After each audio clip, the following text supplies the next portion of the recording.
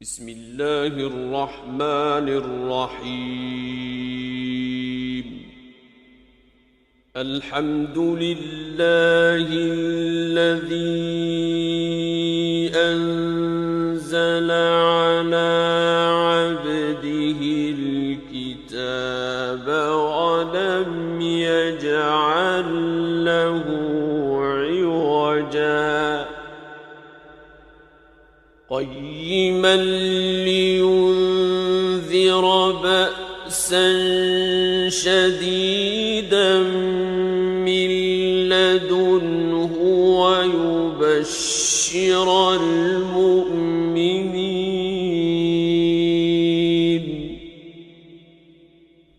ويبشر المؤمنين الذين يعملون الصالحات أن لهم أجرا حسنا ماكثين فيه أبدا وينذر الذين قالوا اتخذ الله ولدا ما لهم به من علم ولا لآبائهم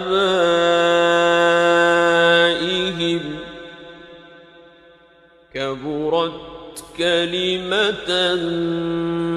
تخرج من أفواههم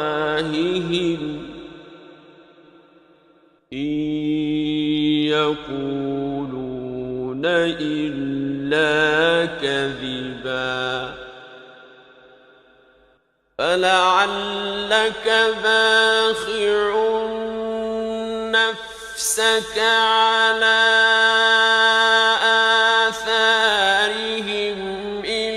لم يؤمنوا بهذا الحديث أسفا إنا جعلنا ما على الأرض زينة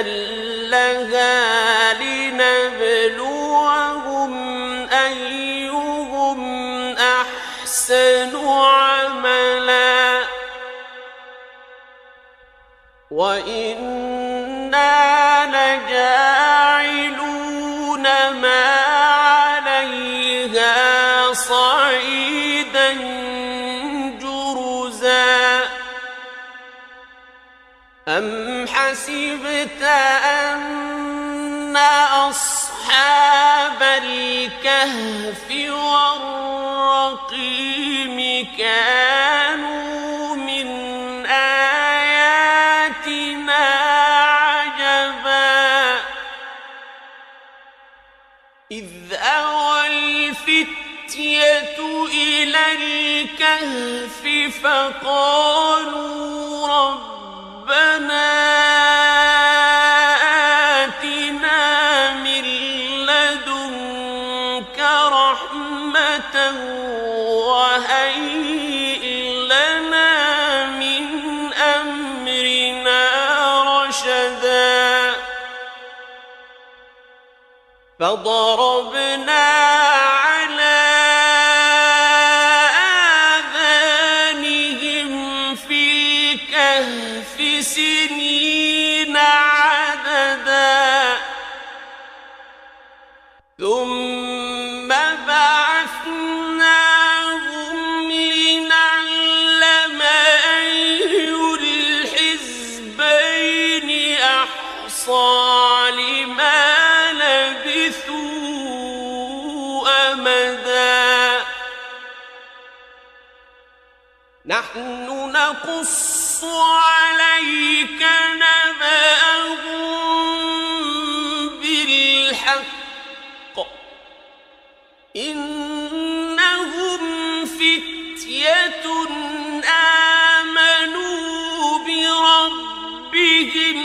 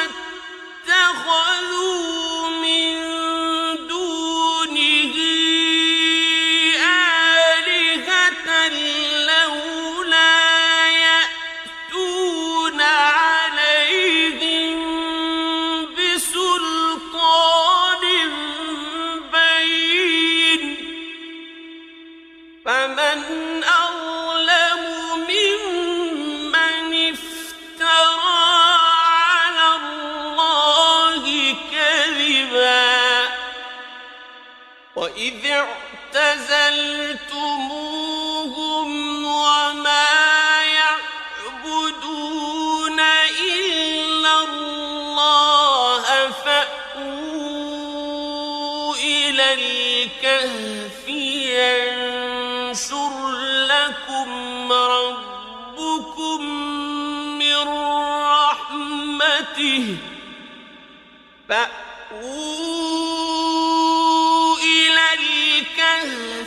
ينشر لكم ربكم من رحمته ويهيئ لكم من أمركم مرفقا وترى الشمس إذا طلعت تزاور عن كهفهم ذات اليمين وإذا غربت تقرضهم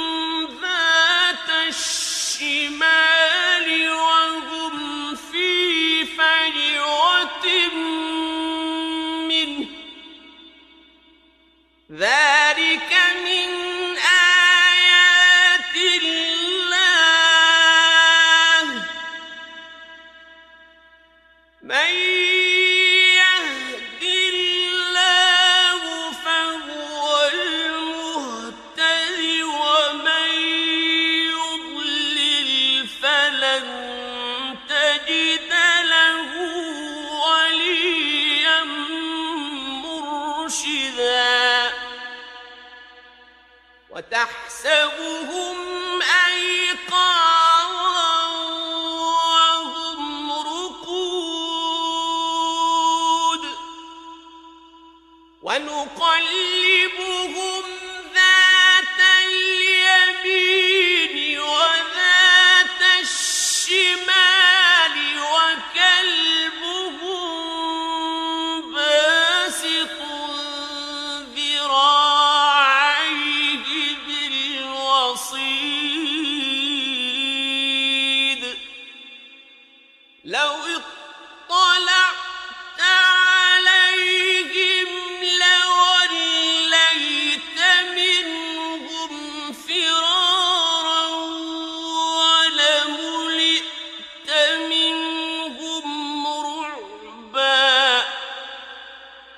وكذلك بعثناهم ليتساءلوا بينهم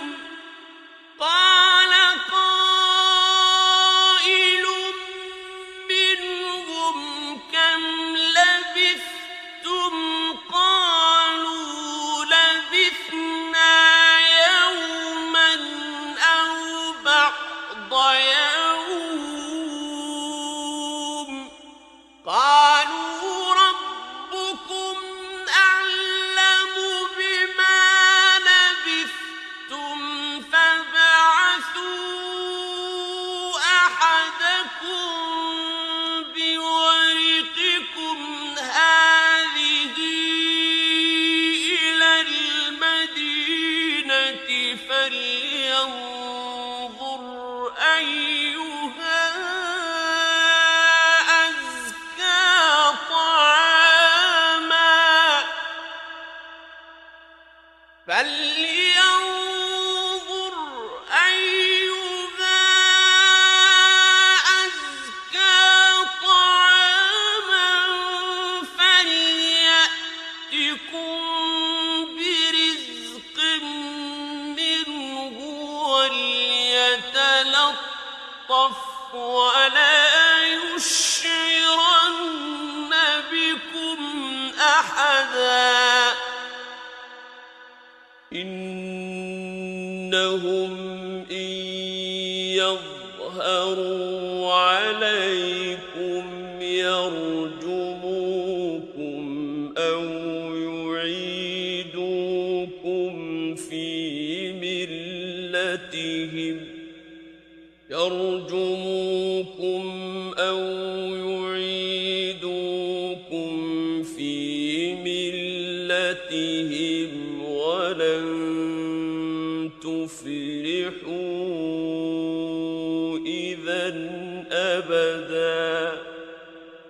وكذلك أعثرنا عليهم ليعلموا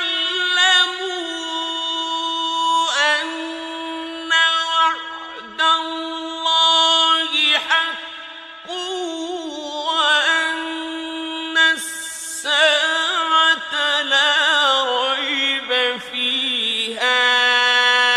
إذ يتنازعون بينهم أمرهم فقالوا ابنوا عليهم بنيانا ربهم أعلم بهم قال الذين غلبوا على أمرهم لنتخذن عليهم مسجدا سيقولون ثلاثة رابعهم كلبهم ويقولون خمسة سادسهم كلبهم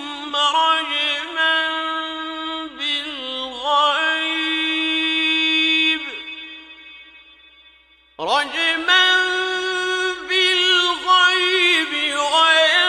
ويقولون سبعة وثامنهم كلبهم قل ربي أعلم بعدتهم ما يعلمهم إلا قليل فلا تمار فيهم إلا مراء ظاهرا ولا تستفت فيهم منهم أحدا ولا تقولن لشيء إني فاعل ذلك غدا إلا أن يشاء الله واذكر ربك إذا نسيت وقل عسى أن يهديني ربي لأقرب من هذا رشدا ولبثوا في كهفهم 300 سنين وازدادوا 9 قل الله أعلم بما لبثوا له غيب السماوات والأرض أبصر به وأسمع ما لهم من دونه من ولي ولا يشرك في حكمه أحدا واتل ما أوحي إليك من كتاب ربك لا مبدل لكلماته ولن تجد من دونه ملتحدا واصبر نفسك مع الذين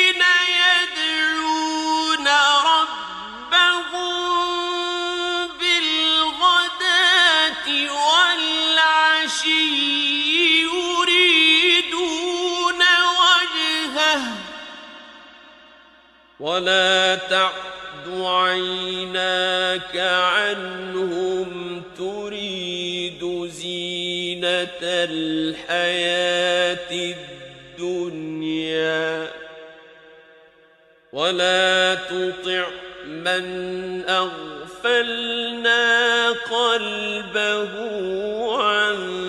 ذكرنا واتبع هواه وكان أمره فرطا وقل الحق من ربكم فمن شاء فليؤمن ومن شاء فليكفر إنا أعتدنا للظالمين نارا أحاط بهم سرادقها وإن يستغيثوا يغاثوا بماء كالمهل يشوي الوجوه بئس الشراب وساءت مرتفقا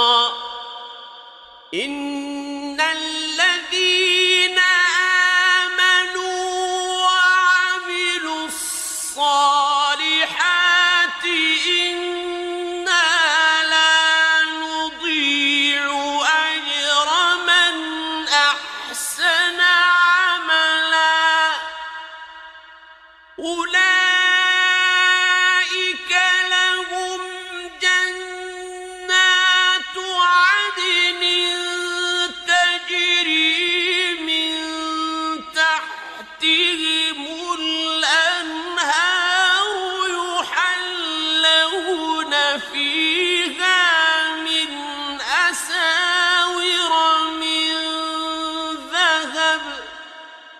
يحلون فيها من أساور من ذهب ويلبسون ثيابا خضرا من سندس واستبرق ويلبسون ثيابا خضرا من سندس واستبرق متكئين فيها على الأرائك نعم الثواب وحسنت مرتفقا واضرب لهم مثلا رجلين جعلنا لأحدهما جنتين من أعناب وحففناهما بنخل وجعلنا بينهما زرعا كلتا الجنتين آتت أكلها ولم تظلم منه شيئا وفجرنا خلالهما نهرا وكان له ثمر فقال لصاحبه وهو يحاوره أنا أكثر منك مالا وأعز نفرا ودخل جنته وهو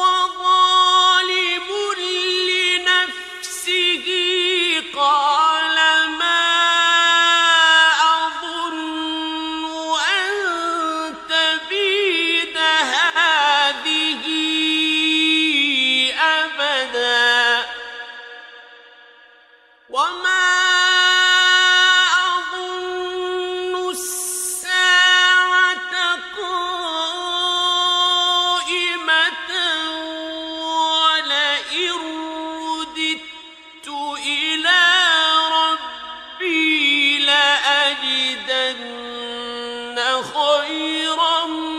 منها منقلبا قال له صاحبه وهو يحاوره أكفرت بالذي خلقك من تراب ثم من نطفة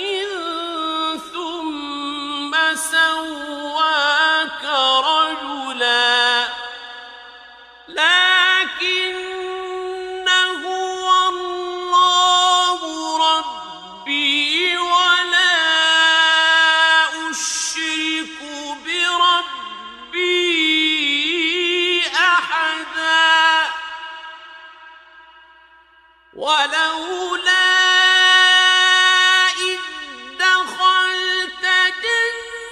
جنتك قلت ما شاء الله لا قوة إلا بالله إن ترني أنا أقل منك مالا وولدا فعسى ربي أن يؤتيني خيرا من جنتك ويرسل عليها حسبانا من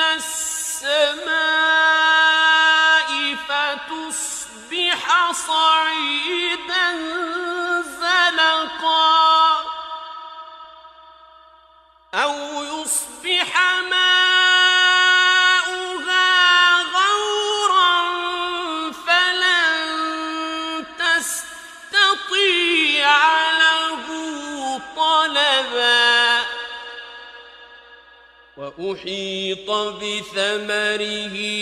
فأصبح يقلب كفيه على ما أنفق فيها وهي خاوية على عروشها فأصبح يقلب كفيه على ما أنفق فيها وهي خاوية على عروشها ويقول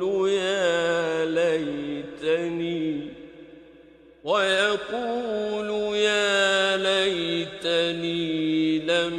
أشرك بربي أحدا ولم تكن له فئة ينصرونه من دون الله وما كان منتصرا هنالك الولاية لله الحق هو خير ثوابا وخير عقبا واضرب لهم مثل الحياة الدنيا كماء أنزلناه من السماء فاختلط به نبات الأرض فأصبح هشيما تذروه الرياح وكان الله على كل شيء مقتدرا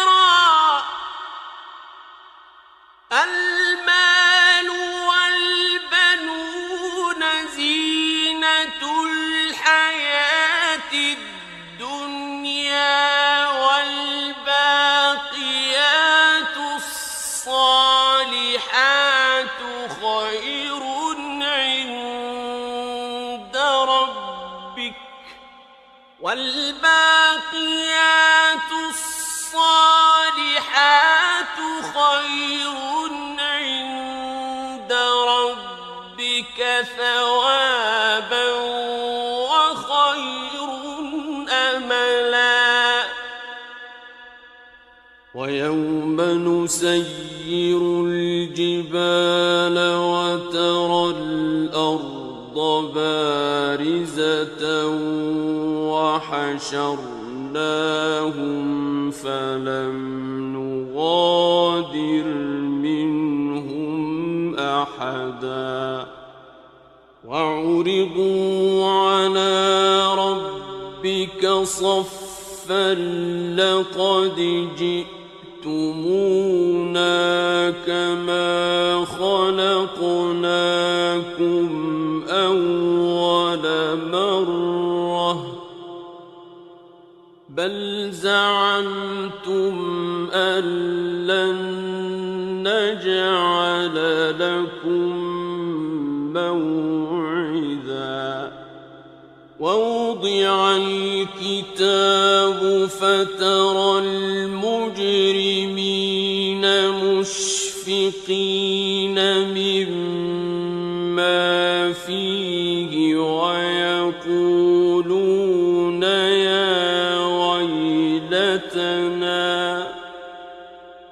ويقولون يا ويلتنا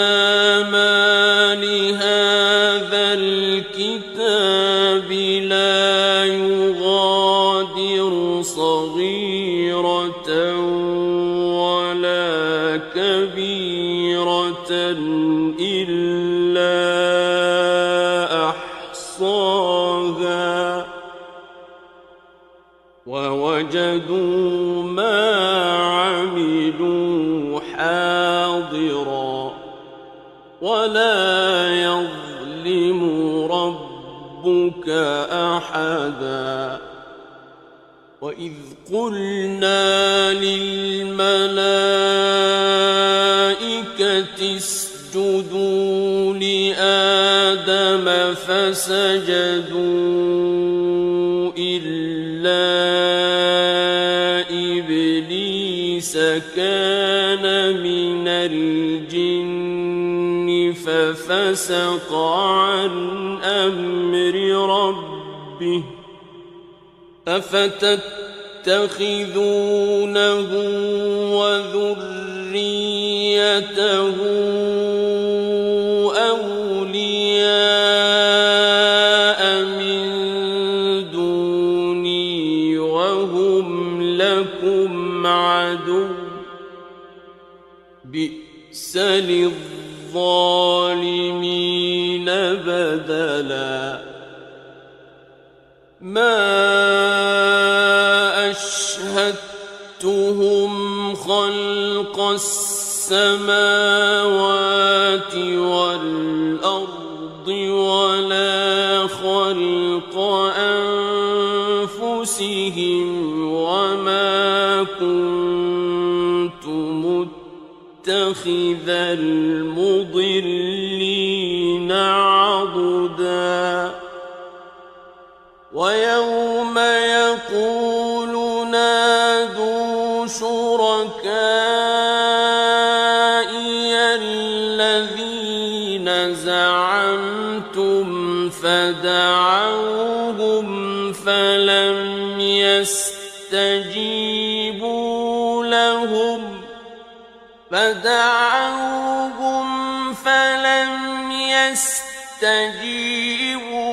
لهم وجعلنا بينهم موبقا ورأى المجرمون النار فظنوا أنهم مواقعوها ولم يجدوا عنها مصرفا ولقد صرفنا في هذا القرآن للناس الناس من كل مثل وكان الإنسان أكثر شيء جدلا وما منع الناس أن يؤمنوا إذ جاءهم الهدى ويستغفروا ربهم إلا أن تأتيهم سنة الأولين إلا أن تأتيهم سنة الأولين أو يأتيهم العذاب قبلا وما نرسل المرسلين إلا مبشرين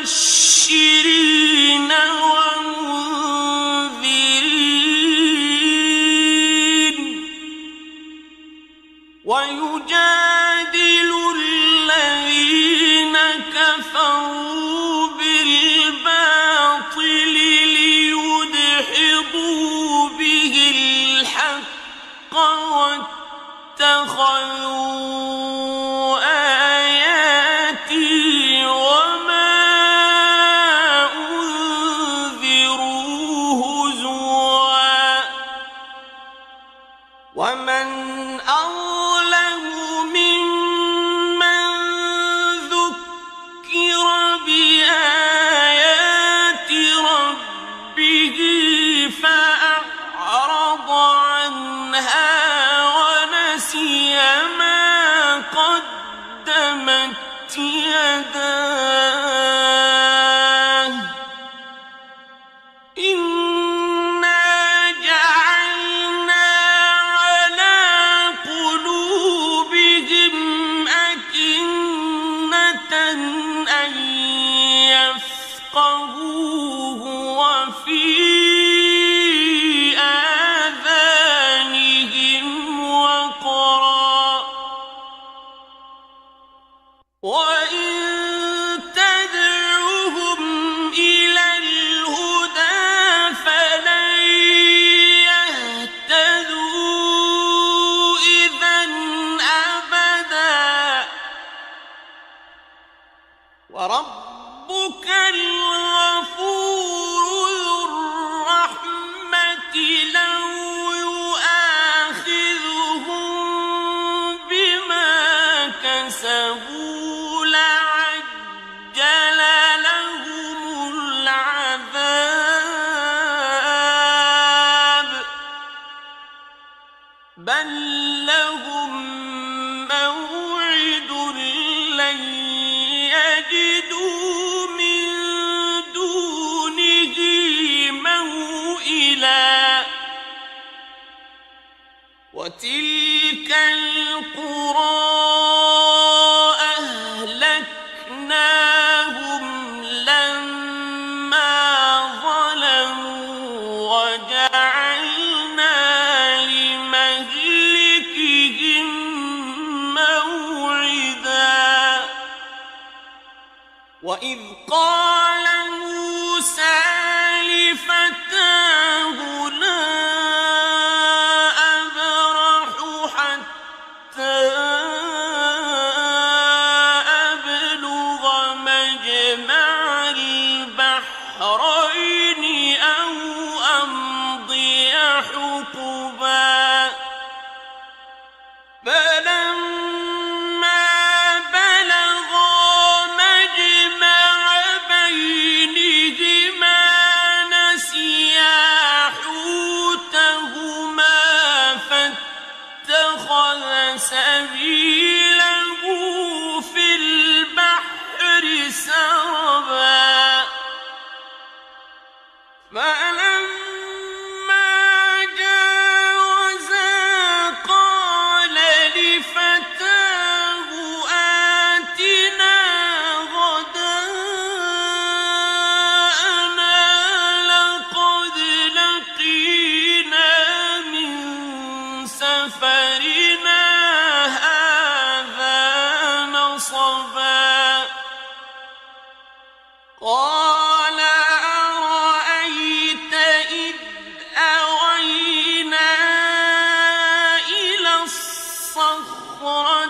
فإني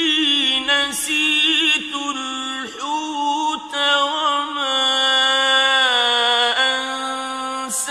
أنسانيه إلا الشيطان أن أذكره واتخذ سبيله في البحر عجبا قال ذلك ما كنا نبغ فارتدا على آثارهما قصصا فوجدا عبدا من عبادنا آتيناه رحمة من عندنا وعلمناه من لدنا علما قال له موسى هل أتبعك على أن تعلمني مما علمت رشدا قال إنك لن تستطيع معي صبرا وكيف تصبر على ما لم تحط به خبرا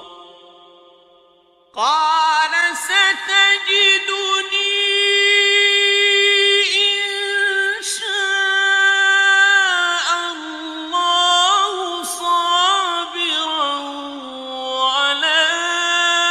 أعصي لك أمرا قال فإن اتبعتني فلا تسألني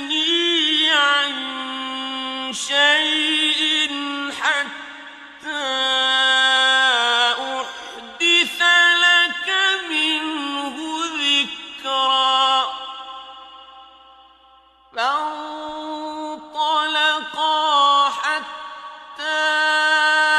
إذا ركبا في السفينة خرقها قال أخرقتها لتغرق أهلها لقد جئت شيئا إمرا قال ألم أقل إنك لن تستطيع معي صبرا قال لا تؤاخذني بما نسيت ولا ترهقني من أمري عسرا فانطلقا حتى إذا لقيا غلاما فقتله قال أقتلت نفسا زكية بغير نفس لقد جئت شيئا نكرا قال ألم أقل لك إنك لن تستطيع معي صبرا قال إن سألتك عن شيء بعدها فلا تصاحبني قد بلغت من لدني عذرا فانطلقا حتى إذا أتيا أهل قرية استطعما أهلها فأبوا أن يضيفوهما فوجدا فيها جدارا يريد أن ينقض فأقامه قال لو شئت لاتخذت عليه أجرا قال هذا فراق بيني وبينك سأنبئك بتأويل ما لم تستطع عليه صبرا أما السفينة فكانت لمساكين يعملون في البحر فأردت أن أعيبها وكان وراءهم ملك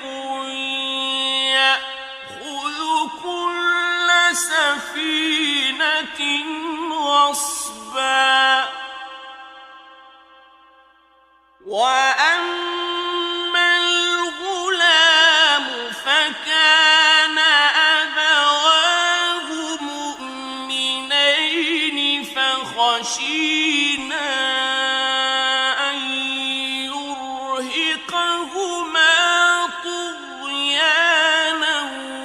وكفرا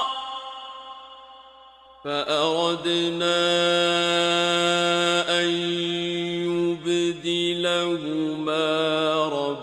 ربهما خيرا منه زكاة وأقرب رحما وأما الجدار فكان لغلامين يتيمين في المدينة وكان تحته كنز لهما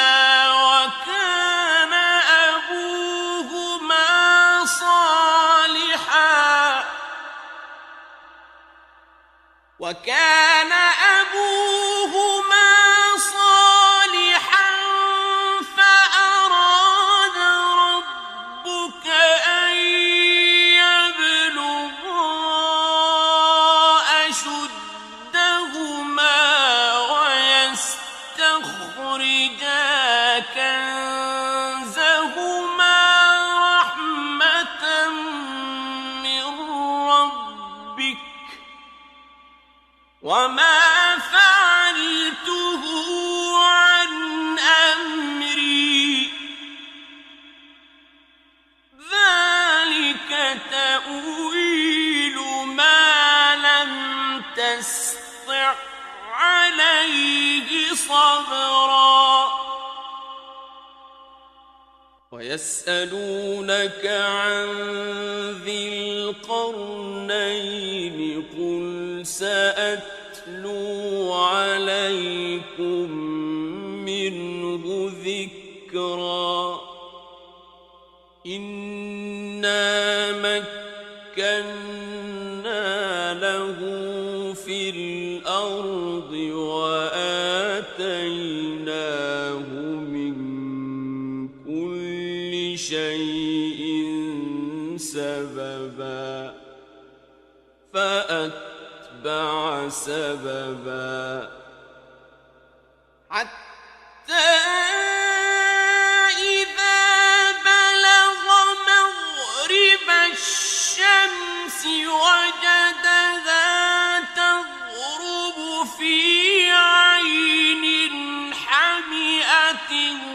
ووجد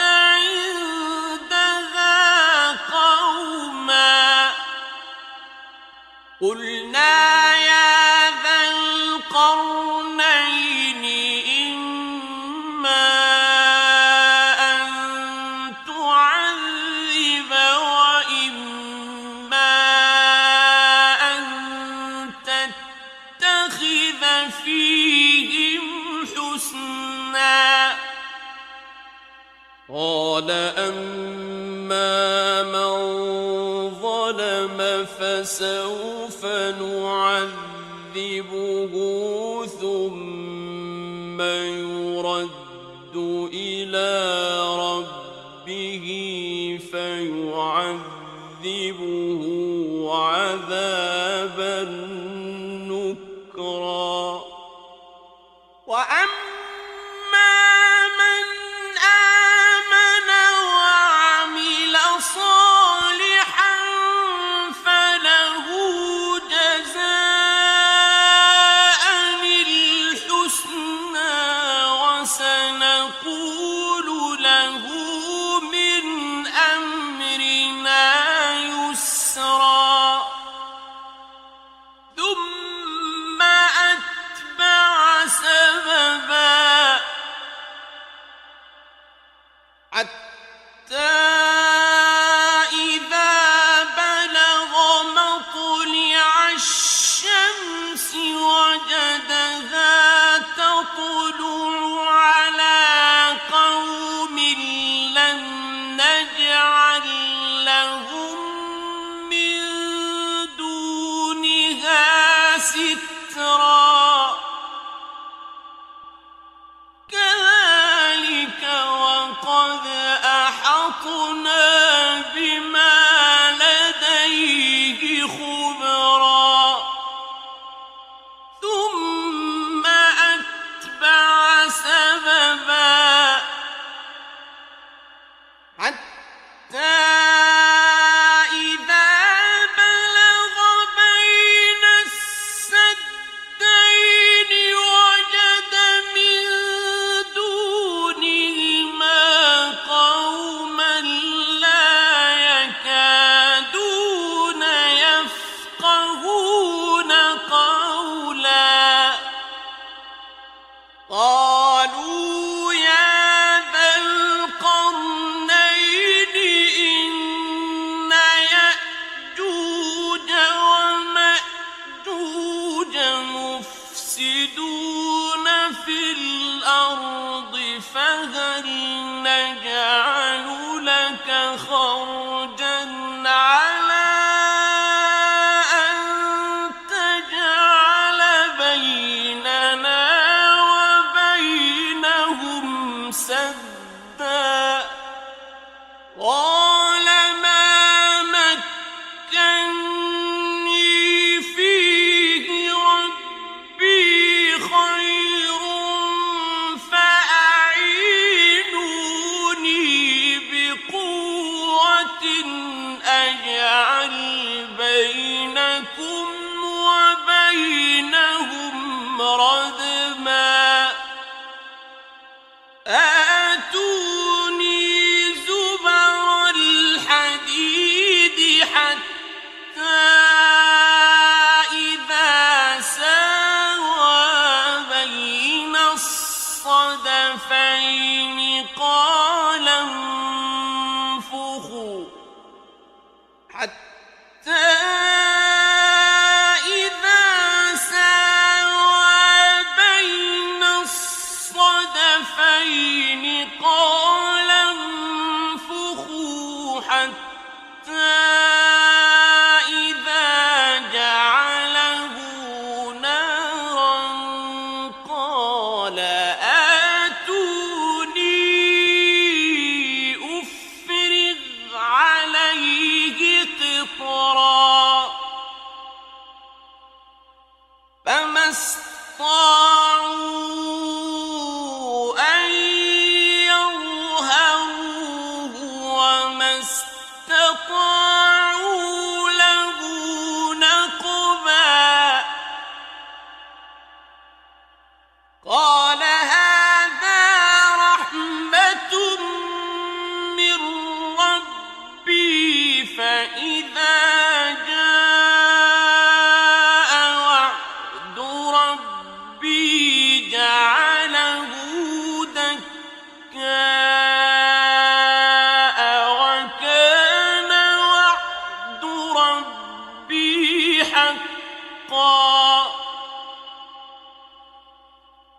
تركنا بعضهم يومئذ يموج في بعض ونفخ في الصور فجمعناهم جمعا وعرضنا جهنم يومئذ للكافرين عرضا الذين كانت أعينهم في غطاء عن ذكري وكانوا لا يستطيعون سمعا أفحسب الذين كفروا أن يتخذوا عبادي من دوني أولياء إنا أعتدنا جهنم للكافرين نزلا قل هل ننبئكم بالأخسرين أعمالا الذين ضل سعيهم في الحياة الدنيا وهم يحسبون أنهم يحسنون صنعا أولئك الذين كفروا بآيات ربهم ولقائه فحبطت أعمالهم فلا نقيم لهم يوم القيامة وزنا ذلك جزاؤهم جهنم بما كفروا واتخذوا آياتي ورسلي هزوا إن الذين آمنوا وعملوا الصالحات كانت لهم جنات الفردوس نزلا خالدين فيها لا يبغون عنها حولا قل لو كان البحر مدادا لكلمات ربي لنفد البحر قبل أن تنفد كلمات ربي